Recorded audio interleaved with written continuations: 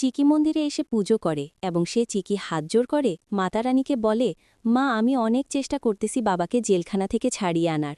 মা তুমি প্লিজ আমাকে দয়া করো বাবাকে জেলখানা থেকে ছাড়িয়ে আনতে। আর দেখি আসল চিয়া চিকির বাবা রুহিকে বলে, জানো মা চিয়া, তুমি যখন ছোট ছিলে তখন আমি প্রতি সপ্তাহে তোমাকে এই মন্দিরে নিয়ে আসতাম, কিন্তু দীর্ঘ 18 বছর তুমি আমার সাথে না থেকে আমি একা একা এই মন্দিরে এসেছি। কিন্তু গাছ দেখো, দীর্ঘ 18 বছর পর আবারও আমি মা চিয়া তোমার সাথে এই মন্দিরে আসলাম। এদিকে রুহি মনে মনে বলে, এই বুইড়া ভেবেছে ওর মেয়েকে ফিরে পেয়েছে, সোজা পূজা করতে চলে এসেছে। সেই সাথে এদিকে আসল চিয়া চিকির বাবা বলে, হে মাতারানী, তোমার কি পায়, আমি আমার মেয়ে চিয়াকে ফিরে পেয়েছি। ঠিক তখনই চিকি রুহিকে চিয়ার বাবার সাথে দেখে একদম আশ্চর্য হয়ে যায়। তো হ্যালো ভিউয়ার্স, কেমন আছেন সবাই? আশা করি সকলেই ভালো আছেন। সো ভিউয়ার্স, নিয়ে আলাম ভালোবাসি তোমায় ধারাবাহিক নাটকের 36তম এপিসোডের সুন্দর একটি এক্সপ্লেনেশন। তাই ভিডিওটির মূল টপিকে ফিরে যাওয়ার আগে আপনারা যারা এখনও আমার ইউটিউব চ্যানেলটা সাবস্ক্রাইব করেন নাই, অবশ্যই গাইজ আমাকে নিজের ভাই মনে করে চ্যানেলটা সাবস্ক্রাইব করে দিবেন। সো ভিউয়ার্স, ভালোবাসি তোমায় ধারাবাহিক নাটকের 36তম এপিসোডে আপনারা দেখতে পারবেন রাম চিকিকে টিস্যু দিয়ে বলে, আপনার মুখের গাদাগুলো পরিষ্কার করে নিন। ঠিক তখনই চিকি তার মুখে লেখা গাদগুলো পরিষ্কার করতে থাকলে ঠিক সেই মুহূর্তে রাম বলে, আপনার ওন্নাটা তো কাদো দিয়ে ভরে গিয়েছে, ওন্নাটা মাথার ওপর থেকে সরিয়ে ফেলুন। ঠিক তখনই চিকি কাত পড়া ওন্নাটা মাথার ওপর থেকে সরিয়ে ফেলে। ঠিক তখনই রাম তো চিকিকে দেখে একদম আশ্চর্য হয়ে যায় এবং সে বলে, তুমি? তখনই চিকি বলে, হ্যাঁ আমি, আমার মুখে কাদা লেগেছিল, আমি প্লাস্টিক সার্জারি করিনি যে আপনি আমাকে চিনতে পারবেন না। তখনই রাম বলে, এর মানে তোমার জন্য আমি গুন্ডাদের সাথে মারপিট করেছি? এই শোনো, শেষবারের মতো আমি তোমাকে সাহায্য করলাম, বুঝেছ? তখনই চিকি রামকে বলে, আমি কি আপনার কাছ থেকে সাহায্য চেয়েছিলাম? আপনি তো যাচ্ছি এসে আমাকে সাহায্য করেছেন। এ কথা বলে চিকি রাগ দেখিয়ে ওখান থেকে চলে যাচ্ছিল। ঠিক তখনই রাম চিকিকে কিছু বলতেই যাবে, ঠিক সেই মুহূর্তে আকাশ সাহেব চিকিকে ফোন দিয়ে বলে, মাছিয়া উকিল পেয়েছ?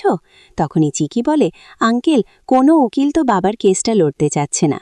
চিকির কথা শুনে রাম তো একদম আশ্চর্য হয়ে যায় এবং এর পরের দৃশ্যে আপনারা দেখতে পারবেন চিকি তো মাতা পুজো করে এবং সেরে যা বলে, মা বাবাকে জেলখানা থেকে ছাড়িয়ে আনতে আমাকে সাহায্য করার। দিকে আসল চিয়া চিকির বাবা তো রুহিকে নিয়ে ওই মন্দিরে চলে আসে পুজো করার জন্য, যে মন্দিরে চিকি পুজো করছিল। আর একটা পর্যায়ে গিয়ে চিকি চিয়ার বাবার সাথে চিকিকে দেখেই তো একদম আশ্চর্য হয়ে যায়। তখনই আসল চিয়া চিকির বাবা চিকিকে বলে, মা চিয়া তুমি এখানে? তখনই চিকি বলে, আঙ্কেল। ঠিক সেই মুহূর্তে আসল চিয়া চিকির বাবা চিকিকে বলে, আমি তোমাকে বলেছিলাম না, ছোটবেলায় আমার মেয়ে চিয়া আমার কাছ থেকে হারিয়ে গিয়েছে, এই দেখ মা চিয়া, আমি আমার মেয়ে চিয়াকে ফিরে পেয়েছি। এদিকে চিকি তো রুহিকে দেখে একদম আশ্চর্য হয়ে যায়।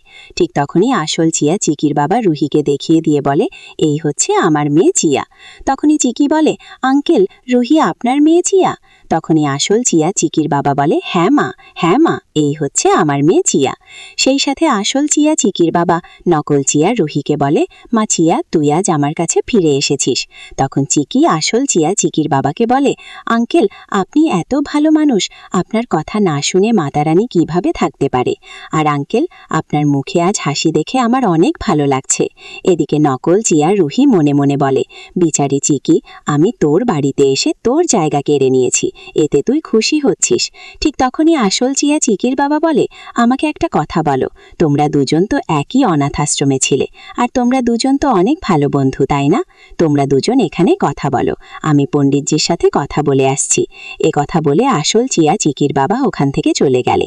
এদিকে রুহি চিকিকে বলে, কি একটু শান্ত হ, বিতাসী আর কত আসবি? তখনই চিকি বলে, তুই এভাবে কেন বলছিস? রুহি তুই তো তোর বাবাকে খুঁজে পেয়েছিস, অনেক বড় ফ্যামিলি, অনেক বড় বাড়ি, তুই তো সবকিছু পেয়ে গিয়েছিস, আর আমি মিথ্যা কেন দিব? তুই তো অনেক খুশি আছিস, তাই না? তখনই রুহি বলে, অবশ্যই আমি অনেক খুশি। ঠিক সেই মুহূর্তে দেখি রুহিকে বলে, তাহলে তুই আমার খুশি আমাকে ফিরিয়ে দে, তুই কোর্টে যেয়ে বলে দে বাবা নির্দোষ, আর তুই ভালো করে জানিস বাবা এরকম কাজ করতে পারে না, তাহলে তুই কেন বাবাকে এভাবে ফাঁসিয়ে দিচ্ছিস? তখনই রুহি বলে, বাবাই মার্ডার করেছে, তা আমি নিজের চোখে দেখেছি, যাতে রুহি দেখতে পাবে আসল চিয়া চিকির বাবা এদিকে আছে। যার কারণে রুহি মনে মনে বলে, এই বুইড়া যাতে কোনোভাবেই চিকির ফালতু কথা শুনতে না পায়। এরপরে আপনারা দেখতে পারবেন আসল চিয়া চিকির বাবার সাথে রুহি চলে যাচ্ছিল। ঠিক তখনই চিকি দিল নিয়ে বলে, রুহি এদিকে রুহি তো একদম রেগে যায়। সে রুহি আসল চিয়া চিকির বাবাকে বলে, বাবা তুমি এখানে থাকো, আমি চিকির সাথে কথা বলে আসছি। এরপরে রুহি চিকির কাছে যেয়ে বলে, বল কি বলবি? তখনই চিকি বলে, আমি তোকে বলে দিচ্ছি, তুই আমার সাথে যা করেছিস তার শাস্তি তুই সময় হলে পেয়ে যাবি। আর তুই আমার একটা কথা শুনে যা, তুই ভালো করে জানিস আমি মিথ্যা কথা সহ্য করতে পারি না। এজন্যই তোকে বলছি, তোর জন্য যদি কখনো কাকা কষ্ট পায় তাহলে তুই দেখবি আমি তোর কি অবস্থা করি। সো ভিউয়ার্স, এই ছিল ভালোবাসি তোমায় ধারাবাহিক নাটকের ৩৬তম এপিসোডের সুন্দর একটি এক্সপ্লেনেশন। তাই আপনাদের কাছে এই ভিডিওটি কেমন লাগলো অবশ্যই কমেন্ট করে জানাবেন এবং সেই সাথে পরবর্তী ভিডিও সবার আগে দেখার জন্য চ্যানেলটা সাবস্ক্রাইব করে রাখুন। ধন্যবাদ।